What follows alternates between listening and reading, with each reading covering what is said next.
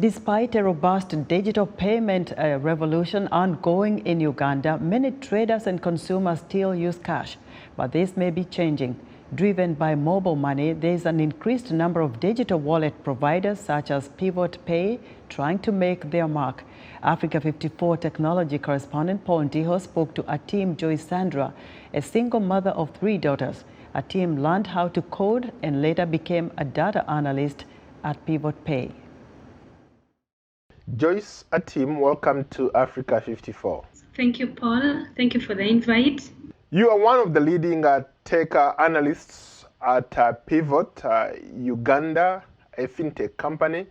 Tell us a little bit more about what you guys do. Pivot Payments is a service provider that provides payment solutions to individuals and businesses. And it was established in 2019 with a group of people from experiences of banking and fintech industry. And our B2B, our business-to-business solution includes bulk payments and bulk collections, that is from mobile money, card, and bank accounts using our product called Pivotpay. That is an app. It is for both retail and agent. How many people would you say use this platform? So far, we have about 250,000 users that use the platform to send money, and to spend. How big is the fintech space in Uganda? A lot of people are still used to their cash, making transactions using cash. How much of a challenge is it for you guys trying to penetrate that market? It is a bit tricky because the competition is so high right at the moment. But I think it depends on how you handle your customers. Mostly, it's all about customer care. That is what will always bring people towards your business.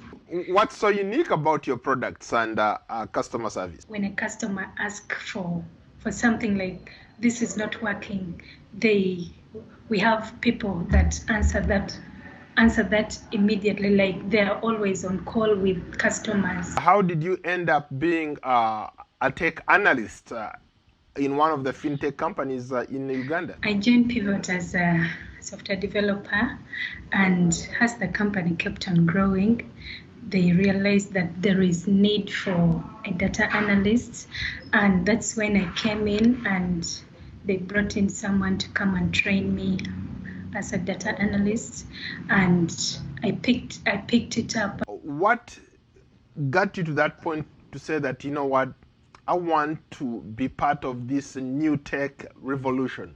I became a single mother of 3 daughters because I needed to continue with my career. The father of my kids gave me 2 options: to quit the job that I was doing, sit home and take care of the children, or I pack and leave his house. And I was like, okay, I think taking my career is much better, because the relationship had become very abusive and toxic, because we didn't even stay together for the last 7 years that we stayed together. He was working abroad. He would just come for like 3 weeks in a year, and he would either leave me pregnant or when I'm breastfeeding. And all this time I was staying alone with the kids. It was really very difficult for me. So I decided to pack my things and left his house.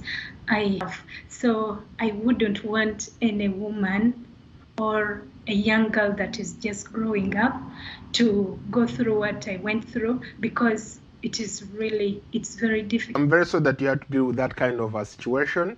I hope things have gotten better now that you've found your sense of purpose. You are able to do what you love to do. If I had not made this decision that I made 2 years or 3 years back, I wouldn't be who I am right now. I am both a software developer and a data analyst at Pivot Payments. And if I had not made that decision that I made I wouldn't be where I am right today. Right now, I can pay my bills, pay rent, and take care of my children. So it is possible. I bet you it is possible. It is not easy, but it's possible when you're focused and you get connections with the right people.